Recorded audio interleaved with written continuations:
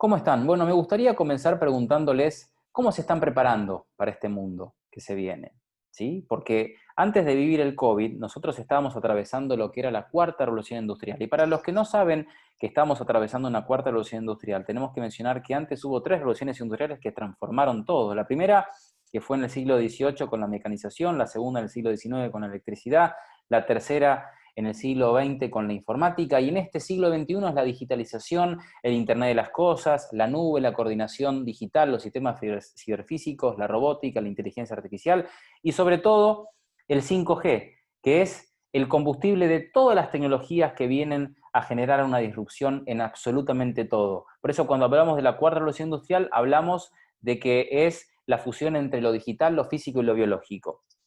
Ahora, en Latinoamérica nosotros estamos hablando de la cuarta revolución industrial cuando sabemos muy bien que no estamos preparados para ser makers de la cuarta revolución industrial, porque el 75% de todas las tecnologías que se producen, que están relacionadas a la cuarta revolución industrial, se producen en China y en Estados Unidos. Nosotros como continente lo que podríamos llegar a hacer es empezar a adoptar la cuarta revolución industrial y empezar a pensar en lo que va a ser la quinta, que va a tomar lugar entre el año 2032 y 2035, y va a ser la fusión entre la inteligencia humana y la inteligencia cognitiva, que el mejor ejemplo de la inteligencia cognitiva es el de Watson DBM, ¿sí? Que es ese software que permite que el profesional se pueda potenciar. Entonces ya no estamos hablando de que la inteligencia artificial nos va a reemplazar, sino que nos va a potenciar y nos va a hacer ser seres eficientes. Ahora, el COVID, como un tema tan importante y transversal a la cuarta revolución industrial hoy en día, es importante porque antes del COVID, nuestra situación como continente decía que el 0,15% de la población en Latinoamérica tenía un título relacionado a la tecnología. Y el COVID lo que va a generar va a ser que haya una disminución en el presupuesto educativo en todo el continente. Y eso es un desafío bastante importante, porque tengan en cuenta que nosotros estamos hablando de prepararnos para la cuarta y la quinta revolución industrial, y solamente en el continente tenemos 1 millón de especialistas y 100.000 graduados anuales, desde México hasta la Argentina. Y el COVID nos va a traer 35 millones de pobres nuevos, ¿sí? Con todo ese desafío que implica para un continente tener 35 millones de pobres nuevos. Y una caída del PIB del 9,1% y un desempleo del 13,5%. Entonces, tengamos en cuenta todos estos valores, porque a la hora de repensar nuestra vida, a la hora de repensar cuáles son nuestros desafíos personales, tenemos que en primer lugar pensar cómo nos tenemos que preparar para un mundo post-COVID. Un mundo donde nos trae esta cuestión de un aumento en el poder de las corporaciones. Se decía antes del COVID que esta cuestión de izquierda, de derecha, si está bien que gane el capitalismo o el socialismo, era algo irrisorio, porque sabemos muy bien que hoy una corporación como BlackRock maneja activos por 7, 8 billones de dólares, que tienen un PIB más grande que Francia o Alemania, y que se pueden sentar enfrente de un presidente y tomar las decisiones. Y a su vez, BlackRock maneja activos dentro de las 500 empresas más importantes del mundo que están dentro del ranking de la revista Fortune de Estados Unidos. O sea, este nuevo mundo que se viene nos trae un aumento del poder de las corporaciones, nos trae un aumento de la automatización, nos va a traer un aumento de la obesidad en la población y un aumento de la depresión social, con todo lo que implica que para poder prepararnos para lo que va a ser la quinta revolución industrial, o empezar a prepararnos, si no se prepararon nada para la cuarta, es que estemos fuertes mentalmente y físicamente. Entonces, esto, si no se trabaja, se va a ver reflejado en un mayor aumento del desempleo y en un mayor aumento del subempleo, que ya lo estamos viendo, que el COVID está trayendo un mayor desempleo y un mayor subempleo. Para ponerles un ejemplo, en Europa, precisamente en España, el 20% de los trabajadores entrarían, digamos, en el ranking de pobreza en España, porque son subempleados que trabajan menos horas y que no ganan lo que deberían de ganar para poder decir que pueden pagar sus gastos. Entonces es una pobreza encubierta. Y todos estos temas lo que traen eventualmente es un incremento de un nacionalismo, que no es un nacionalismo positivo, es un nacionalismo, porque el nacionalismo positivo vendría a ser que yo ayudo a mis compatriotas a sacar adelante al país. Pero el nacionalismo que estamos viendo, que lo estamos viendo sobre todo en Estados Unidos contra el inmigrante, o lo estamos viendo inclusive en algunos países latinoamericanos contra específicamente el sector de lo que viene por parte de los venezolanos, que justamente es algo que está totalmente equivocado, porque el nacionalismo no es lo que está causando el desempleo, no es lo que está causando la crisis que estamos teniendo, y mucho menos se podría decir que no permitir que entre el extranjero a nuestros países va a permitir que nosotros sigamos teniendo empleo, porque la automatización de procesos va a seguir, la inteligencia artificial va a seguir, y eso no va a tener la culpa del extranjero.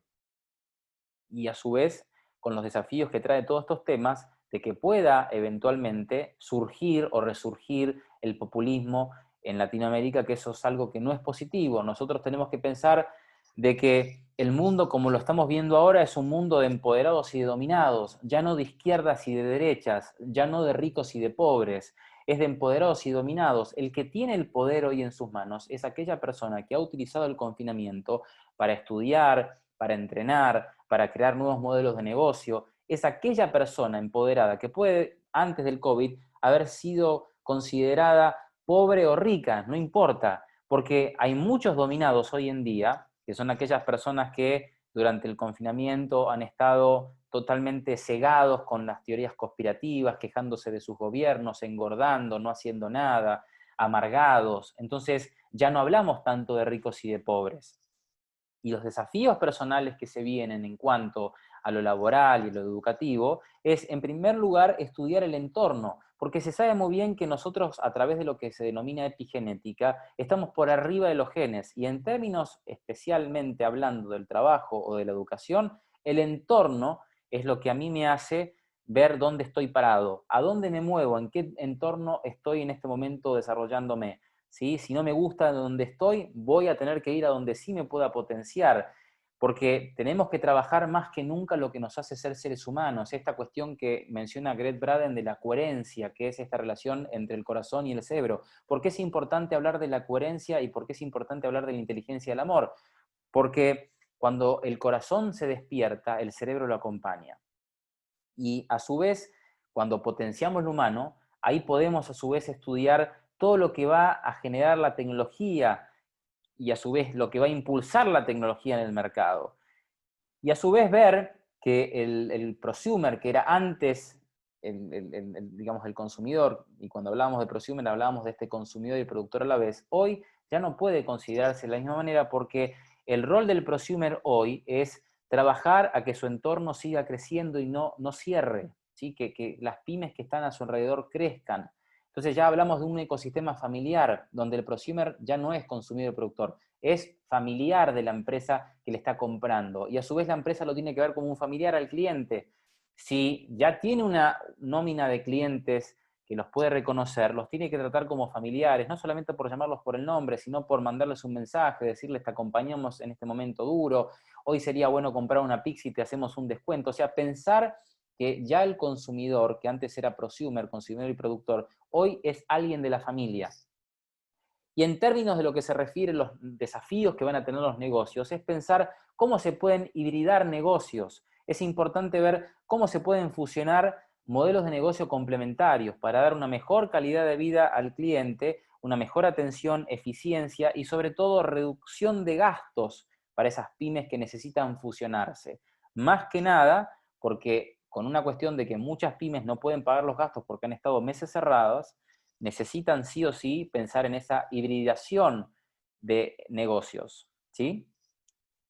Por otra parte, la realidad que nosotros estamos viendo que se va a venir es una realidad que comenzó, a mi criterio, desde 1980 con la aparición de los celulares, que nos permitió ya tener una extensión de la realidad esta, porque con la aparición del celular se podría decir que nuestro cerebro tuvo una extensión, ¿sí? O sea, hoy en día nos apoyamos en muchas cosas con el celular. Ahora, cuando veamos la fusión de la realidad digital con la realidad aumentada, más la realidad física, un día de 24 horas lo vamos a vivir como si fueran 72 horas. ¿Por qué? Porque vamos a poder, en términos físicos, conectarnos, ¿sí? A través de lo digital, a través también de la realidad aumentada, vamos a poder aprender en tiempo real y nos vamos a poder acoplar en esa realidad bifurcada entre lo físico, lo digital y lo aumentado, ¿sí? Entonces un día de 24 horas va a experimentarse como si fueran 72 horas. Y mucho tiene que ver porque el conocimiento como tal lo conocemos actualmente es un conocimiento que hoy ya en el 2020 se duplica cada 73 días y que en el 2030 se va a duplicar cada 12 horas. Todos estos desafíos nos implican el hecho de que tengamos que ya pensar ya no como trabajadores del conocimiento, sino como científicos del conocimiento, donde tengamos que potenciarnos a través de la creatividad, a través de ser adaptables al entorno donde nos movemos, el ser soñadores, apasionados, el de resolver los conflictos, que son conflictos cada vez más rápidos se nos aparecen en nuestras vidas. Porque todo lo que no se va a poder automatizar va a terminar siendo valioso. Y cuando veamos esta evolución de estas 4 tecnologías, la biotecnología que aumenta la naturaleza y que nos produce esta idea de que vamos a poder comer cosas totalmente artificiales pero potenciadas, la nanotecnología que va a permitir curar al ser humano desde adentro a través de los nanorobots, porque tengamos en cuenta una cosa, nosotros estamos compuestos por 50 trillones de átomos, esos átomos están en el 99% vacíos y somos 1% de información en cada átomo que compone a nuestro cuerpo. O sea, el 99% de los átomos que hacen a nuestro cuerpo físico están vacíos. Entonces, con la nanotecnología vamos a poder fusionar esa cuestión. Y a su vez la infotecnología nos va a dar un nuevo comercio, porque la infotecnología, que podríamos decir que es la tecnología que estudia los datos, hoy el 100% de los datos que nosotros tenemos es un porcentaje que podríamos decir que solamente se puede mapear el 5% de todos esos datos. Cuando lleguemos con el 5G y el 6G y el Internet interplanetario, vamos a poder saber en tiempo real las cosas. Entonces vamos a ir a un consumismo que va a estar basado en la conducta, porque lo que va a ser importante ya no va a ser solamente el dato, sino predecir lo que el dato puede decir. Y la cognotecnología, que mucho lo estamos viendo hoy con la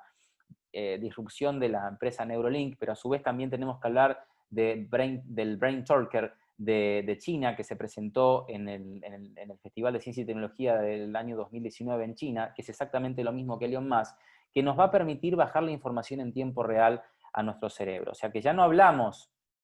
de esta cuestión de que la inteligencia artificial nos reemplaza o que es algo demoníaco o lo que sea. No, estamos hablando que la inteligencia artificial realmente es cada vez más un accesorio para poder potenciarnos como seres humanos. Ahora es verdad, va a haber una vasta cantidad de personas que no van a estar preparadas para esa era de la fusión artificial humana, y ahí es donde van a quedarse relegados y donde vamos a tener que pensar en este trinomio que tanto menciona Niño Becerra cuando dice que los gobiernos van a dar subsidios universales básicos, se va a legalizar la marihuana para poder, digamos, tener tranquila a esta gente que va a ser dispensable, ¿sí? O sea, porque no van a ser requeridos. O sea, ya pasamos de la era donde esa población era explotada a prácticamente ser dispensable, no se necesita. O sea, va a sobrar gente. Y eso va a implicar que los gobiernos tengan que pensar, como dice Niño Becerra,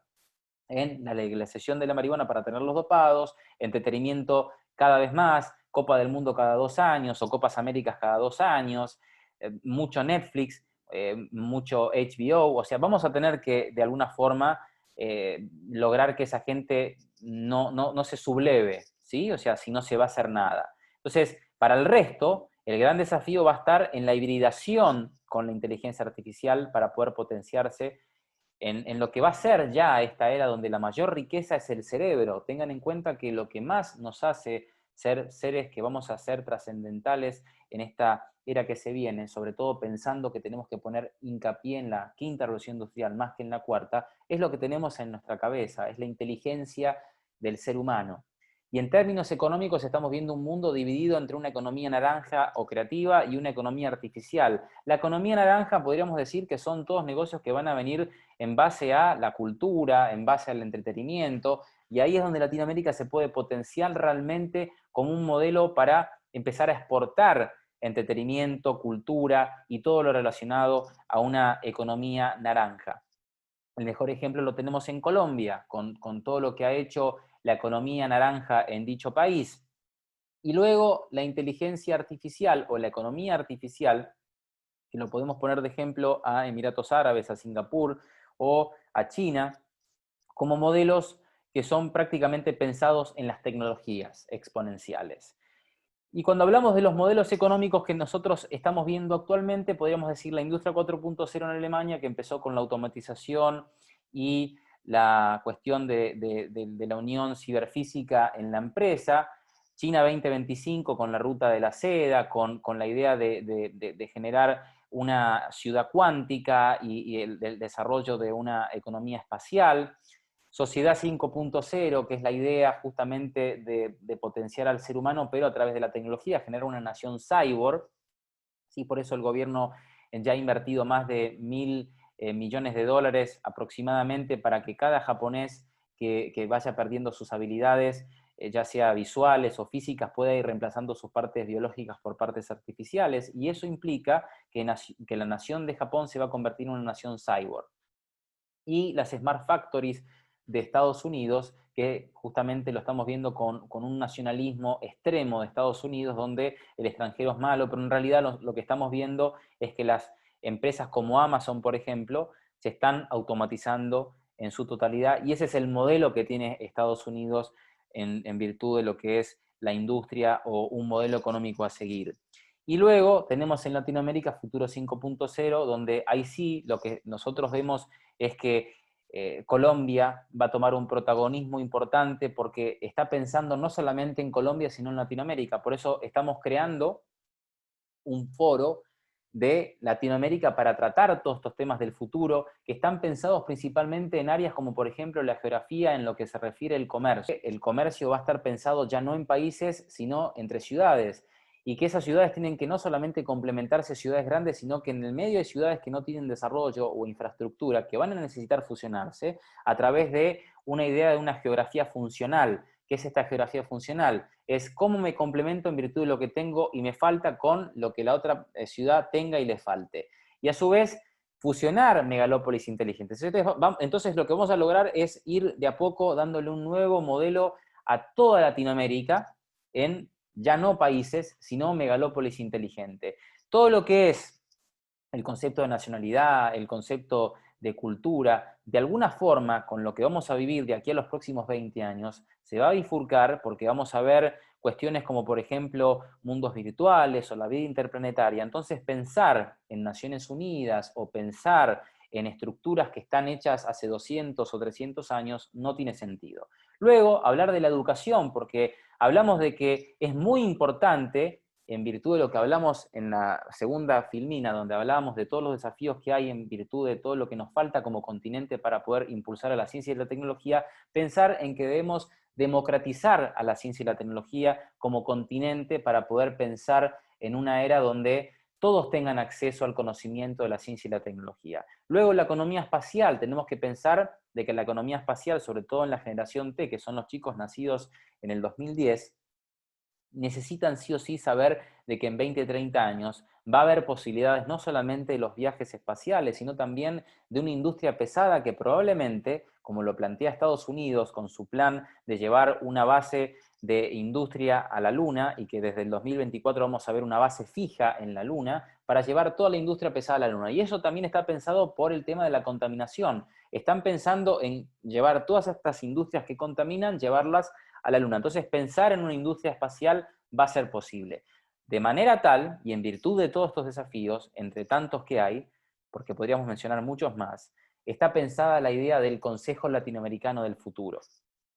donde justamente lo espacial va a tomar un impacto muy importante, porque vamos a ver la creación de nuevos materiales, el nacimiento del turismo espacial. Ya hoy lo estamos viendo con Virgin Galactic, que está ofreciendo paquetes por $200.000, pero también lo está haciendo SpaceX y también lo va a hacer Amazon. Entonces, a medida que se incursionen más empresas, vamos a ver una disminución del valor de los paquetes espaciales que van a permitir que el turismo espacial sea casi igual de barato que ir hoy desde Colombia hasta Inglaterra.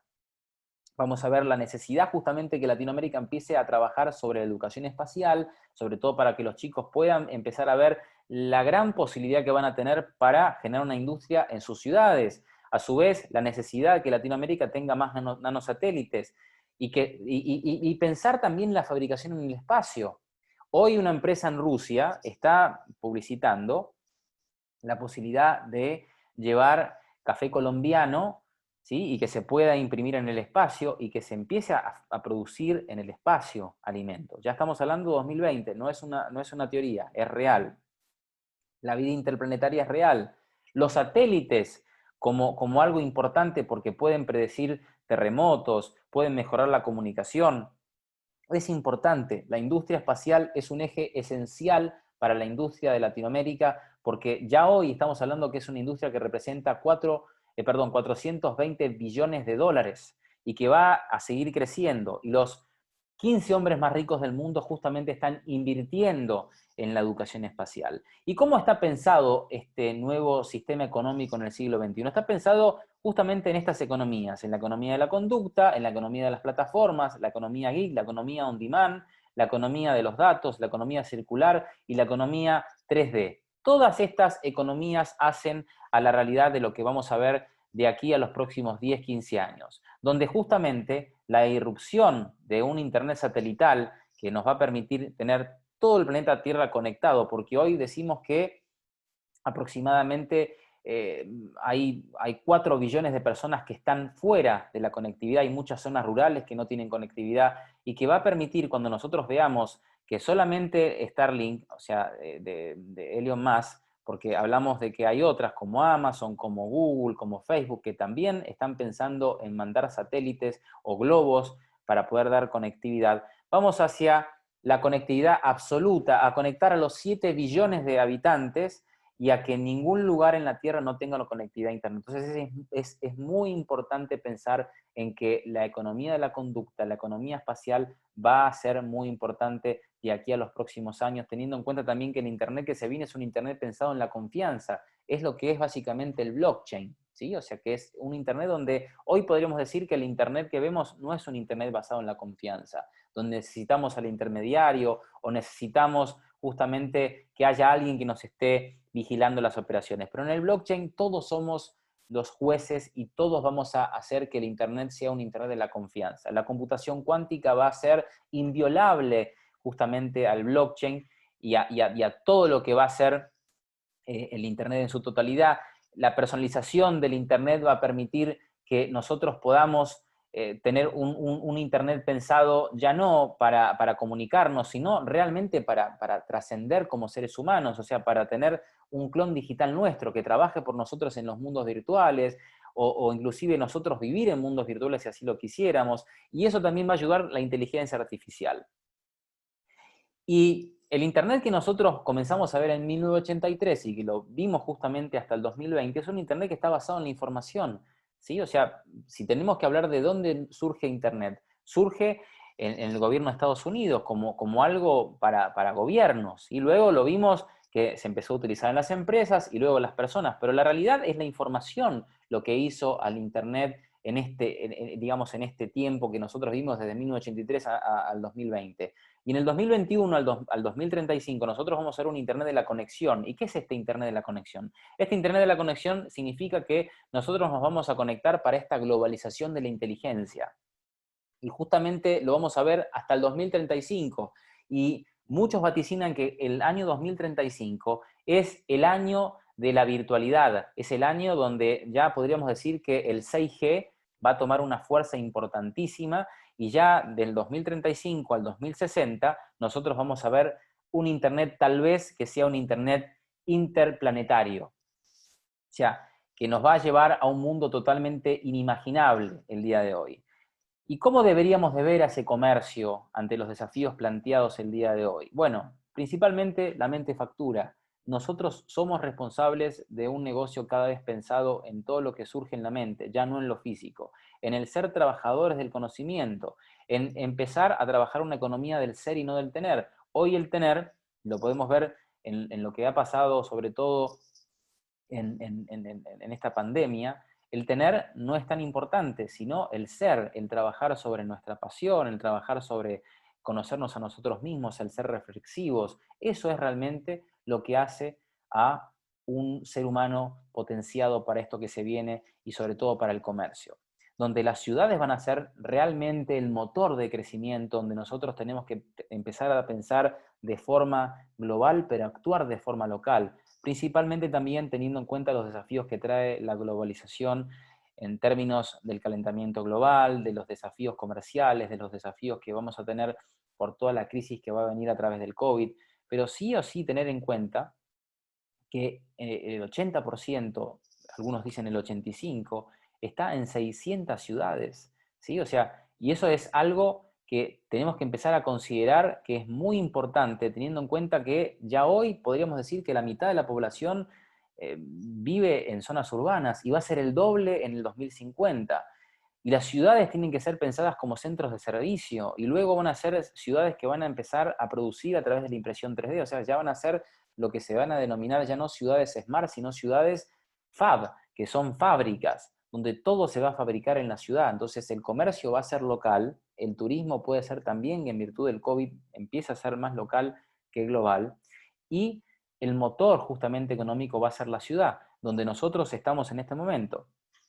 para luego empezar a pensar, ya una vez que tenemos incorporado todos estos conceptos, que el comercio se basa en tres premisas. La integración, que es ver cómo nos podemos fusionar con ciudades que son complementarias. La cooperación, cómo podemos cooperar con ciudades que son complementarias a nosotros y que generan justamente esa complementariedad que nos hace fusionar y que nos hace pensar en la idea ya no de países, sino de megalópolis inteligentes, que son ciudades que se van uniendo y que de alguna forma se podría decir que contrarresta al concepto de Smart Cities, porque el concepto de Smart Cities es un concepto que está pensado para ciudades donde, en primer lugar, está la cultura digital, en segundo lugar, que hay crecimiento económico, y en tercer lugar, que hay justamente un ciudadano que está preparado para todo eso. Si no, hablar de Smart Cities en Latinoamérica es algo también como la cuarta revolución industrial, es algo utópico. Tenemos que pensar en que las ciudades tienen que ser pensadas a través del conocimiento, que eso es lo que hace justamente que empecemos a ver un mundo cada vez más diferente, sobre todo teniendo en cuenta que desde el año 2025 al 2045, en las ciudades lo que vamos a ver es que el costo de todo va a estar basado en la materia prima, más energía, más información, porque lo físico va a perder sentido. Vamos a llegar a un punto donde nosotros podamos, si queremos comer un chocolate, pedir que se nos descargue en el chip o digamos, en un sensor que tengamos en el cuerpo el sabor del chocolate y estar comiendo el chocolate sin necesidad de comer ese chocolate. O sea, lo físico va a perder sentido. Lo que dice tanto Ray Kurzweil cuando habla de la ley de procesos acelerados, que cuando una tecnología avanza, las demás avanzan también de forma exponencial, y que todo lo que se digitaliza, ¿sí?, se desmaterializa. Y lo podríamos ver con todas las aplicaciones que nosotros tenemos en nuestro celular, que hace que justamente podamos ver que todo lo que se ha, de alguna forma, virtualizado en el celular, se ha desmaterializado, ha perdido valor, se ha desmonetizado y a su vez se ha democratizado. Y eso nos va a llevar justamente a esta quinta revolución industrial, donde lo más importante va a ser el ser, donde lo más importante va a ser un mundo sin estructuras mentales, un mundo donde la singularidad comercial, porque muchos hablan de lo que es la singularidad tecnológica, que es cuando una inteligencia artificial tenga toda la capacidad de la humanidad en términos de inteligencia, pero lo que yo denomino singularidad comercial es cuando hablemos de que la inteligencia artificial va a poder hacer absolutamente todo. Y muchos, como Elon Musk, vaticinan que la singularidad tecnológica puede ser que llegue en el 2025. Estamos hablando de aquí a 5 años. Otros, como Ray Kurzweil, vaticinan que puede ser que sea en el 2035 o 2045. Pero la realidad es que la singularidad comercial va a ser cuando nosotros tengamos que replantearnos para qué estamos en esta vida, donde ya el valor del dinero no es lo más importante, donde el hecho de un estatus social no va a ser importante, donde lo realmente importante es lo que hoy podríamos empezar a ver que nos ha traído el COVID, con esta cuestión de que los valores morales, que la necesidad de ayudar a los demás, de la idea de integrarnos como ciudad con otra ciudad complementaria, empezar a ver al vecino como un hermano y no como un enemigo, empezar a ver por arriba de las nacionalidades, empezar a abrir nuestra mente y dejar de pensar en estructuras que fueron grabadas en los primeros 7 años de nuestra vida, que nos han de alguna manera limitado a no ser personas que sigan ilusionadas como cuando éramos chicos, que sigan, digamos, soñando como cuando nosotros teníamos 3 o 4 años y soñábamos con volar o esas cosas. O sea, nos han de alguna forma la cultura, la religión, las nacionalidades y todos los esquemas mentales aprendidos en la educación nos han limitado. Y la singularidad, tanto tecnológica y comercial, nos van a plantear un mundo totalmente diferente que nos obliga, eventualmente, a ver de qué manera vamos a ver este mundo donde los desafíos que vamos a ver en términos generales del 2021 al 2032 van a ser estos, las diferencias biológicas. Cuando hablamos de diferencias biológicas, son aquellas personas que van a poder ser seleccionadas desde el útero de la madre por sus características que van a ser modificadas por el método CRISPR-Cas9 o por terapias genéticas. ¿Sí? La superinteligencia artificial, con todos los desafíos que va a traer la inteligencia artificial cuando sea superinteligencia artificial. ¿Sí? Los derechos transhumanos, o sea, todas aquellas personas como los japoneses que se están aumentando con la tecnología, hoy lo hacen con exoesqueletos para poder trabajar en las empresas, pero luego con ojos biónicos, con corazones artificiales. Estamos a menos de 15 años de ver esta realidad que hace a un mundo donde la privacidad mental va a ser muy importante, la motivación personal no deja de ser importante, porque hoy la mayor enfermedad que hay no es ni el SIDA, ni el cáncer, ni cualquier cosa, sino que es la depresión. Entonces tenemos que empezar a considerar estos puntos que son muy importantes. Empezar como continente en Latinoamérica a legislar sobre la inteligencia artificial, sobre los desafíos que va a traer la inteligencia artificial, los desafíos en efecto que va a traer el calentamiento global y sobre todo la economía espacial. Sin ninguna duda, la organización del futuro, lo que, digamos, está apuntada para Latinoamérica es para crear un bloque latinoamericano para que justamente haya un control sobre las empresas tecnológicas, para que estas mismas realicen negocios con ética, ¿sí? Que esa ética esté regulada por los gobiernos nacionales, ¿sí? Que las empresas tecnológicas que quieran venir a nuestro continente tengan un tipo de articulación que les permita ver que aquí en Latinoamérica nosotros estamos articulando. Tal vez no estemos creando tecnología, pero sí necesitamos regular, crear un programa de ética de inteligencia artificial para las empresas, los colegios, las universidades. Es muy importante. La bioeconomía es muy importante, porque si nosotros no cuidamos el ambiente, probablemente estemos afuera de los desafíos que van a venir de aquí a los próximos años. Así que todo eso es lo que nosotros deberíamos de considerar si hablamos de este mundo que se viene y sobre todo teniendo en cuenta que lo que se viene es no solamente la inteligencia artificial, sino todo lo que va a traer el COVID o lo que va a generar el COVID de aquí hasta cuando dure, porque la realidad es que todo lo que nosotros veíamos antes de la cuarta revolución industrial o durante la cuarta revolución industrial con el COVID ha impulsado mucho más todas las ideas hoy expuestas y nos invita a la reflexión. ¿Qué va a pasar con nosotros de aquí a los próximos años? La invitación hacia ustedes es que cada uno empiece a trabajar desde forma personal y empezar a ver que todos somos parte de uno solo. No somos enemigos los unos con los otros o no somos personas que de alguna forma compitamos por ser mejores como en otras épocas. En este momento lo que vale no es un líder, sino los equipos colaborativos que son los que realmente van a llevar adelante a Latinoamérica. Muchísimas gracias.